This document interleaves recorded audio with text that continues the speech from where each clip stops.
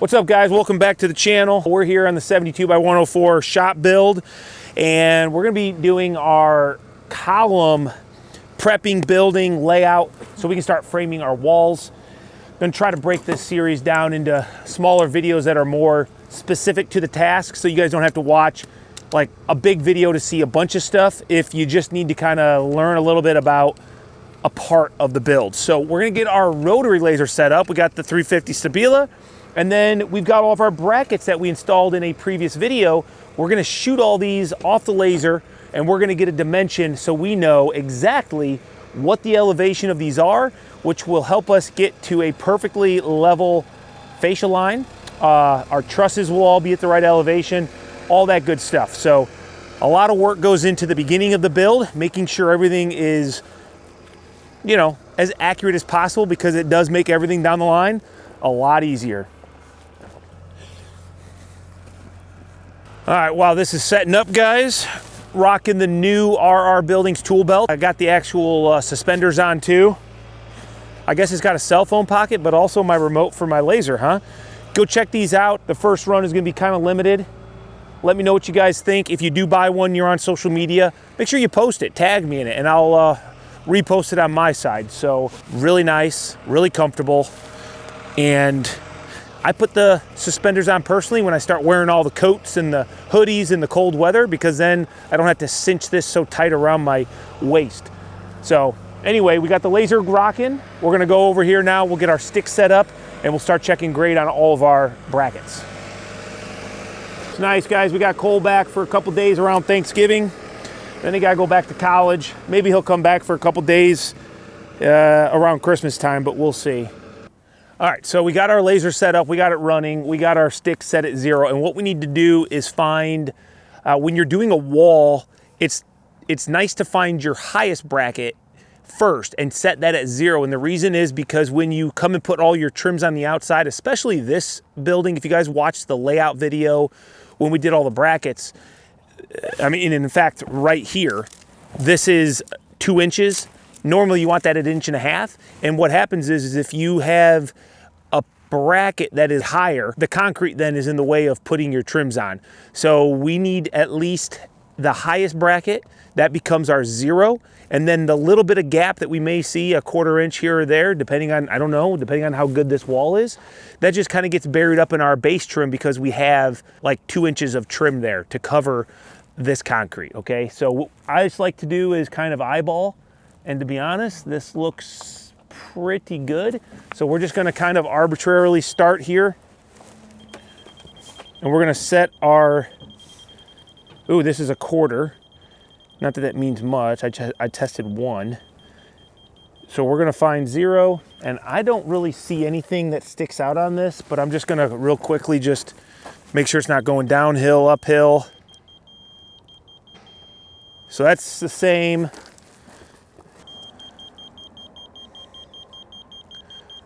So this one's actually lower because it's telling me to go up, which means when I go up with my laser, the bracket is lower. So that's a 1/16. Okay, so check right that. now I still, which one? That one there. Okay. And when you're doing this, it's also, if you're trying to be good, you gotta check your bubble in the back, make sure your stick is plumb. So yeah, this one is higher. The receiver's telling me you need to go down a 1/4 inch. That means that I need the receiver to go down a 1/4 inch, but in essence, this is a 1/4 inch higher than that bracket I checked over there. So this is our new 0.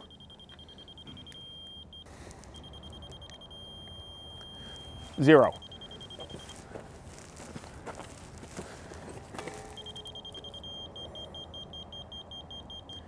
That needs to go up, so that's low. Yeah. Yeah, that's going up. Going up.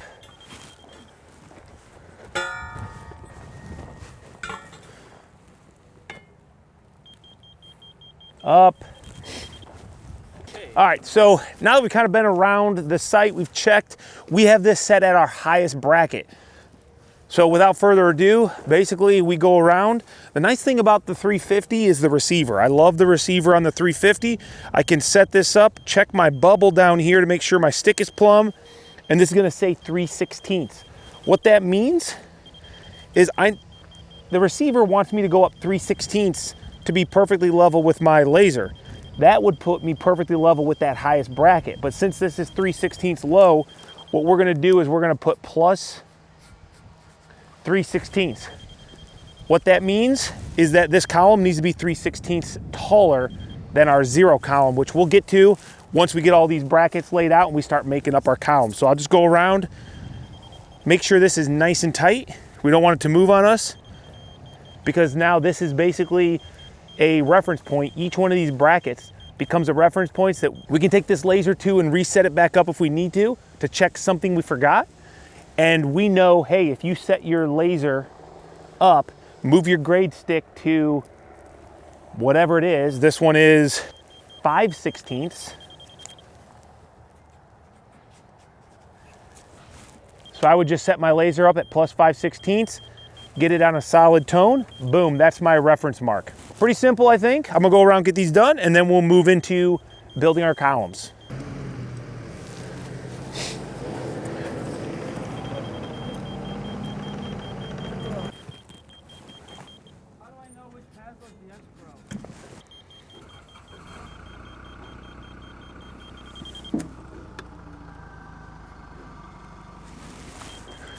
Not bad. There's a total of a 1/2 inch across this entire wall.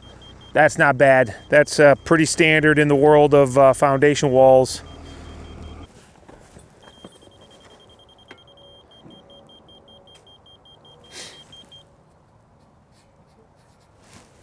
Now we got all of our brackets marked. Time to go start making up columns.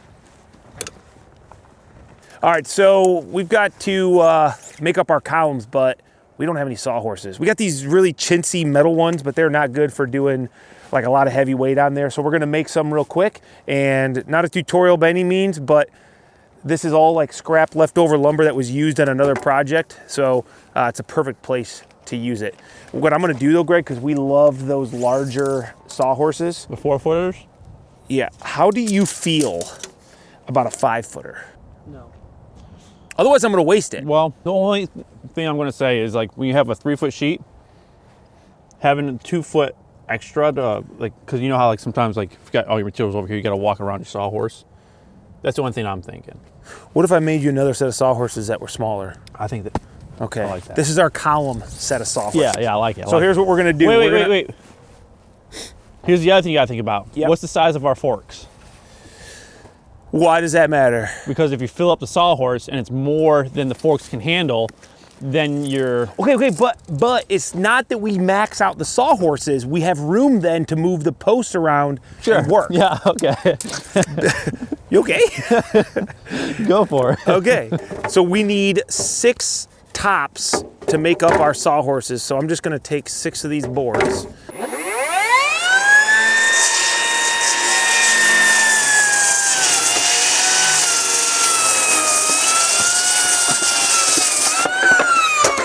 Okay, so there's 6 legs. These are our tops, Greg. Let's get these screwed into our, you know, boom, boom, boom. I formation. Yes.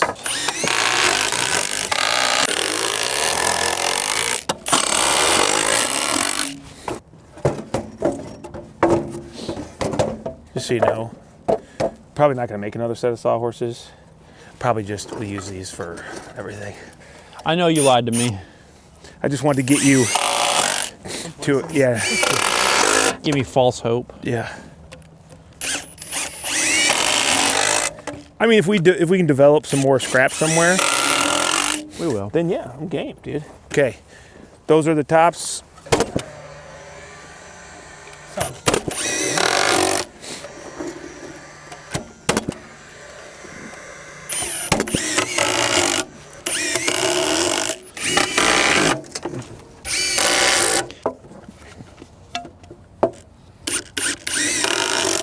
I give these sawhorses 3 months.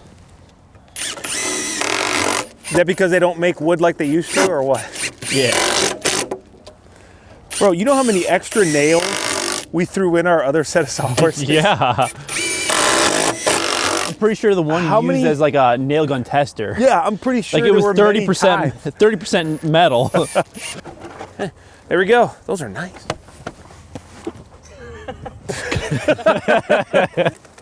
Oh yeah, it's been a while. Good thing I got back into the weight room, Greg.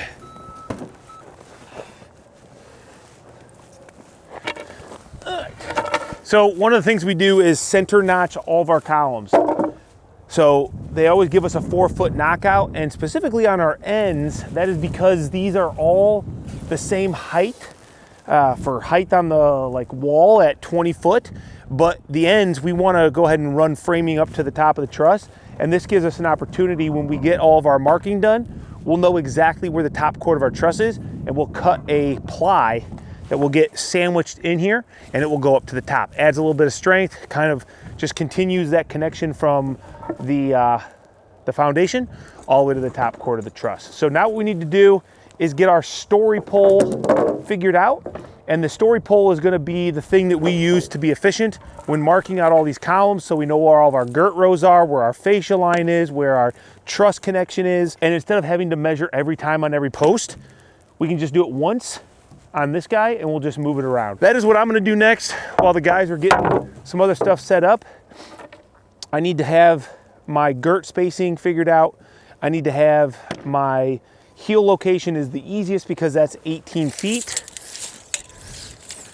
And then what I need to do is I need to work back from basically where the top of the roof line is down to where my soffit nailer is going to be, because that will determine the height of our soffit. And when we install our soffit, we don't want it like this. We want it perfectly level. And this guy right here is going to tell us where to put that board so that that happens. If this is my post, this is my foundation. Way up at the very top, we're going to have our overhang, right? What I know is from here to the bottom of my truss, this is 18 feet. What I really want to know though is where the bottom of my soffit, which is actually something like this with a 2x6, where the bottom of this is, because that is where my last nailer row is going to go, and I need to know that dimension. So what I'm going to do is I'm going to take 18 feet, which is to the bottom of my truss. I'm going to add 15.5 inches, which is the heel height. That's this height right here. Then I'm going to add 3 5/8. 3 5/8 because a 2x4 tail on a 3.5 inch pitch is 3 5/8. So that's going to give me my total height. Then what I'm going to do is I'm going to take away this distance right here is 2 foot 1.5 inches. The reason being I'm 1.5 inches back from my outside girt, and this is a 2 foot overhang. So 2 foot 1.5 inch total run. That's going to give me a rise of 7 7/16. So I'm going to go this total dimension minus 7 7/16. That'll get me to right here, minus 5.5, which will get me to right there. That will give me the height that I need to figure out my story pole, the top of my girts, and then from there we'll have all the other girts. So I'm going to do that on the calculator because I can't do it in my head. 18 feet plus 15.5 plus 3 5/8 is 19 7/8 minus 7 inches for 7 inch 7/16 minus 5 inch 1/2, 18.6 3/16. I'm going to write that down, and I always do things twice because it's very easy to fat finger a dimension.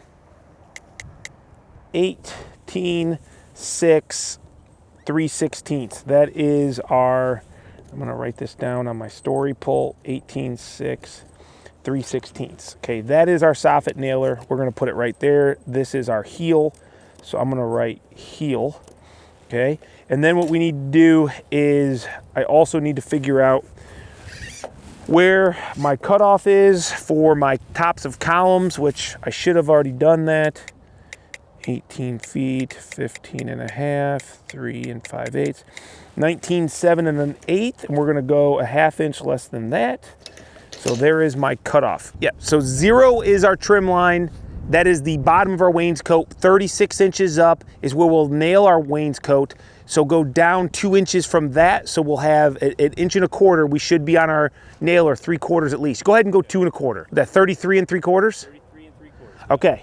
So now from 33 3/4, go ahead and hold me there.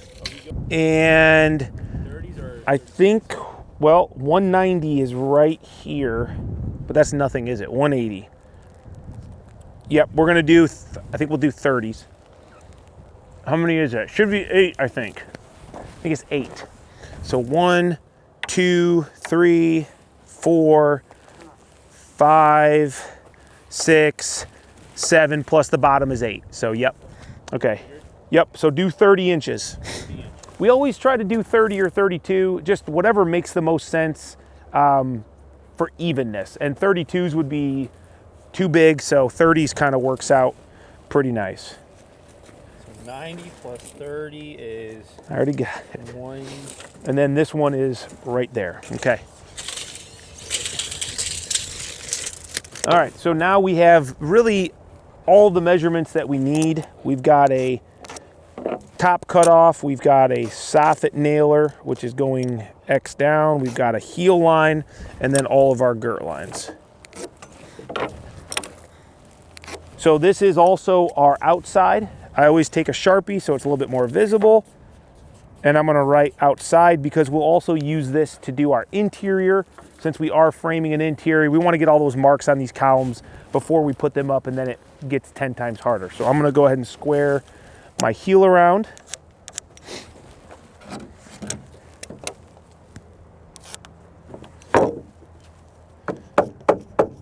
So that's my heel.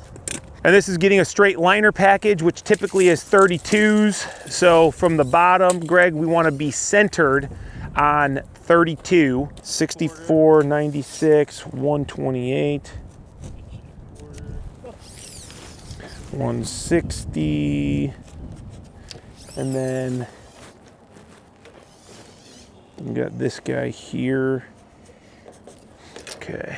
So now that we have our story pole made, this will give us all the information we need to know to put on all of these columns without ever having to re-tape every mark. The only thing we need to do is get the measurement from each bracket that we found this at the beginning of the video off the laser, and that will tell us where we're gonna put the story pole to make all of our marks. So Greg, go ahead and I'm gonna, let's see, when we pick these up and we go over there, I'm gonna start right here. Wait, no, we're gonna go this way. Okay, hit me. Yeah, 1/8, 1/8, 3/8, 7/16, 5/16. So now what we can do with that measurement is, remember our heel height is 18 feet, but each one of these tells us a different story because this is gonna be 18 and an 8, 18 and an 8. 18 and 3/8, and so on and so forth. This is the only bracket, and it was our highest bracket that is a 0 here. So we'll go ahead and we'll get all these marked, okay? 0, Yeah. 18 feet. I don't remember. 1/16. 1/16. 7/16. No. 5/8. No. 5/16. 5/16. Yeah. Now we go to 3/8. No. Dang it. Okay, I'm marking the heel. That will be our point to go off of on all these. And go. Okay. I'm gonna get a measurement from the bottom of my knockout to my heel for each column, and then I'm gonna do the math so that I can determine from the heel height what I need to cut for my board to make it to the top of the truss. So also, I always take a 1/4 inch off of this because I don't want, when I cut this, I'm gonna be cutting to the center line of my 2x, but that's gonna put one of my corners up on the, past the roof line, if that makes sense. So I take a 1/4 inch off. If anybody's like actually paying attention to what I'm doing, I'm only gonna do a 1/4 inch less than whatever this measurement is. 23, 7/8. Let's just do 3/4. 20. Whoa, wait a second, Kyle. Was I just? Oh yeah, 24. At least I thought you were. 22, 3/4. So 3'7" and a 1/16 from my heel is where the top of my truss is, and that's also going to be this guy here. So I'm just going to write 3'7" and a 1/16, and I basically just go through and do each post. They're all in 8-foot increments, so 15 foot 10.5 run, 3.5 inch pitch. The rise is 4/7 9/16 plus 15.5. So this one is 5/11 1/16. 5/11 16th, 8 3 1/16. So if all this math is confusing to you guys, what you can do is you could just put like an 8-foot board on and just run it up to the top of the truss, or you could leave off everything, put a truss next to the end columns, mount the bottom, and keep it braced up long enough to then throw a board or take a measurement. But I prefer to do all the work right here on the sawhorses. It's nice, accurate. I got all the information I need, and there's no guesswork. So yeah, it takes me a little bit of time. If I'm not explaining it to you guys, I'm just like, just popping numbers, getting everything I need, and then we get this cut up. But yeah, you don't have to do the math. You can just throw it up in the air and either hope and pray or just cut it shorter if you cut it too long,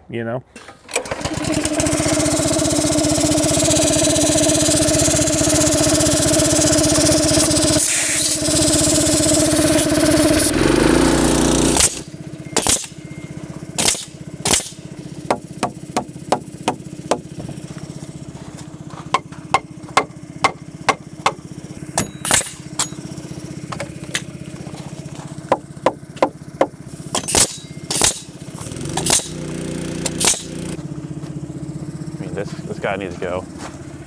Yeah, this way. Just flush it? Yeah, flush it. But then that'll straighten it down? Mm-hmm. Yep. Okay.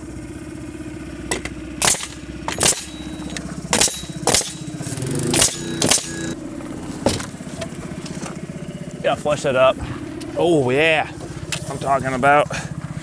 And oh, that's a little too much almost right there. Got it. There we go.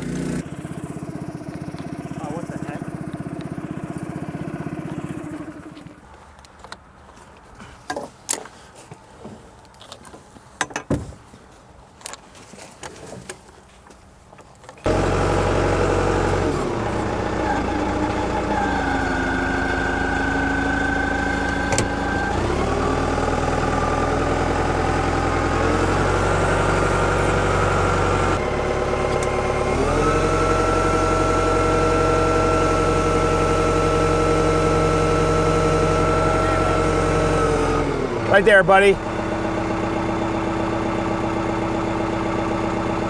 7 3/16, and these brackets are like just a hair under 7. Yeah.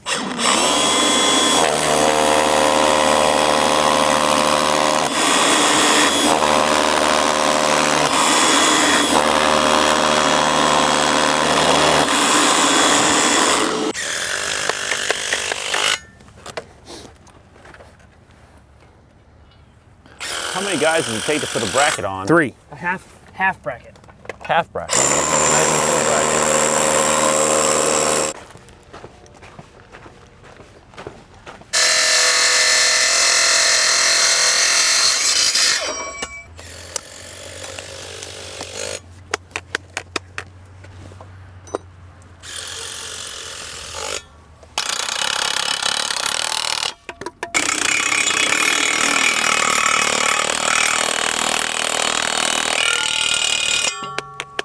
I didn't need to put it away just quite yet. Whoa, whoa, whoa, simmer down there, Hoss. I'm just giving you more, making it easier.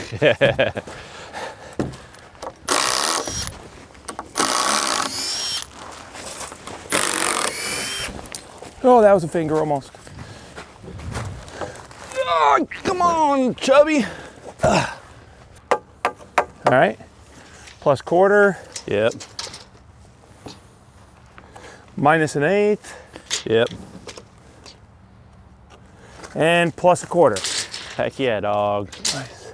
So we had one corner column at minus 1/8. What that means is that really what it looks like is when the bracket got put on there is just not a perfectly flat surface. So it raised up a little. It's not a big deal. We actually can go up to a minus quarter. And the reason that is because the bottom of our bracket is a 1/4 inch thick. And our whole goal is to make sure our zero is above concrete at its highest point. So that's why when we did the bracket layout and we measured all of our brackets for this process, the goal was to find the highest bracket. We didn't have our corners installed. Typically, you know, if all of our other ones are good, we're never gonna be that far off. So we have 1 minus an eighth. Only thing that means is when we set up our story pole, instead of 18 feet plus whatever, we're gonna be 18 minus an eighth. The building will still be 18 feet tall because it has no bearing on this. Our 0 remains the same. And the floor is actually gonna be lower than the wall. So this customer is actually gonna have an 18-foot building, but have 18 feet, probably 4 inches on the inside. So it works out pretty good for him because he's paying for an 18-foot tall building and he's getting a little bit more extra room.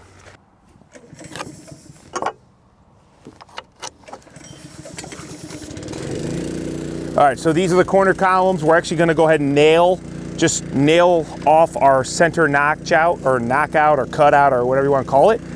And then we'll build this up as a solid column.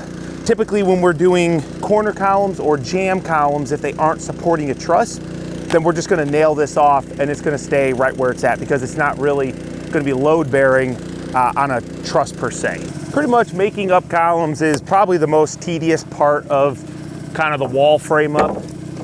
It's just a lot of back and forth, a lot of moving of the large timber, and especially if you're doing it by yourself. So it's kind of nice having Cole and Greg. I just don't know, they're doing some other stuff right now, getting some materials prepped, but back and forth just takes time.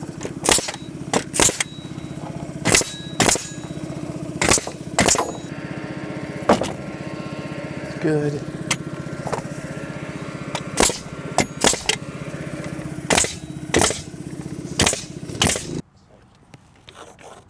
All right, there we go. That's the angle of our truss pitch.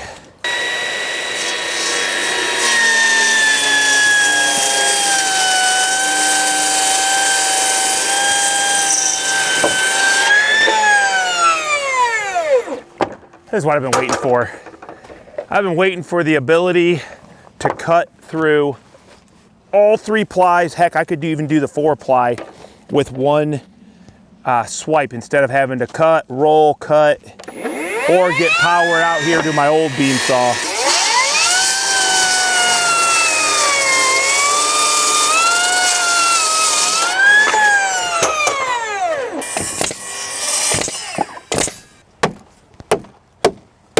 Nice.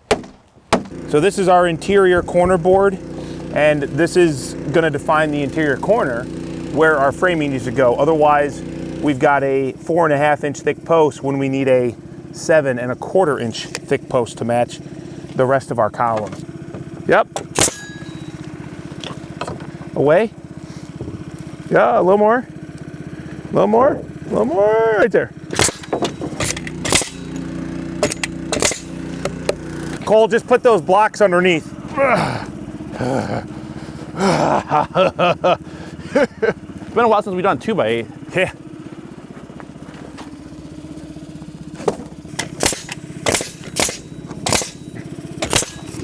In.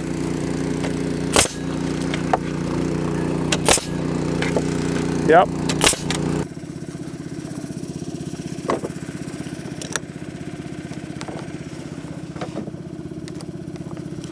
Back a little. No, back. Oh, too much. Right there. Right there. Oops. Yeah, right there.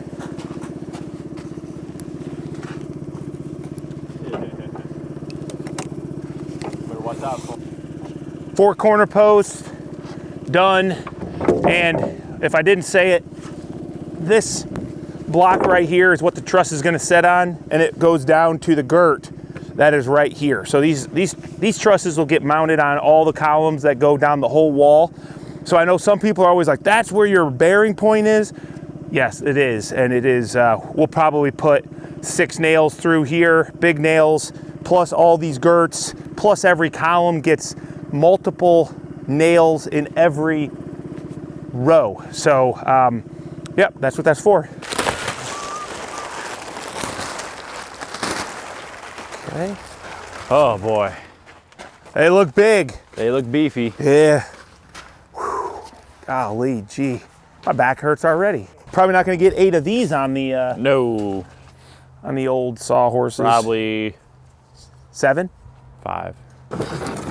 Yeah, Greg, hey, Make it easy on yourself. Bring No. it all.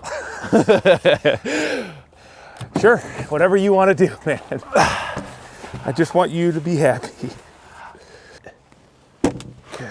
These 4-ply columns gets a little bit crazy because, you know, in the factory, depending on how they line all this up, and then they're cut. So they usually make these in a lot longer columns, and then you'll see this just all gets cut off to fit. I wouldn't call that perfect, and the problem is when we go to set these in our brackets, we're trying to be, you know, precise on all those measurements. I measure, transfer it to the column, and then if this edge is sticking out, then it's gonna sit higher and not touch everywhere. So we want a nice, clean cut. We're gonna do the best we can. I'm hoping that the beam saw goes through the 6 inches in one pass. I don't know. I don't know if it will. It's gonna be close.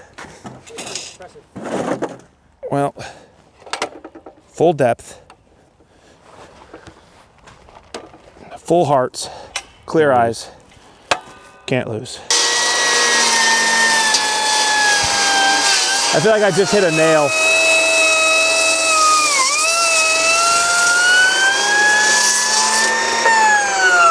Probably more likely a staple. Got it.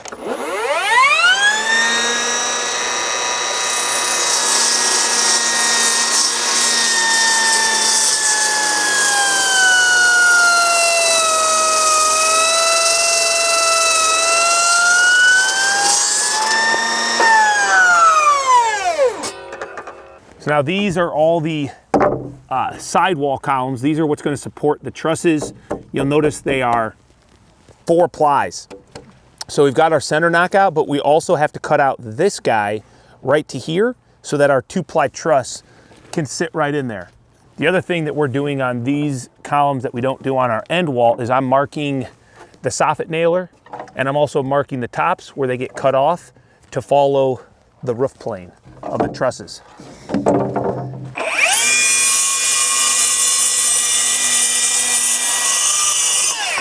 I'm kind of liking your 60% idea. You were there.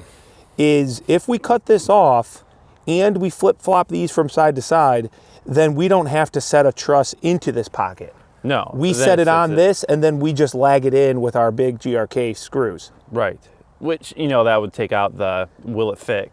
It's not as secure when we're setting them because it's not sitting in something, but we're never going to have it disconnected anyway. No, it's always going to be temped off. Listen to the RPM difference. Like crazy.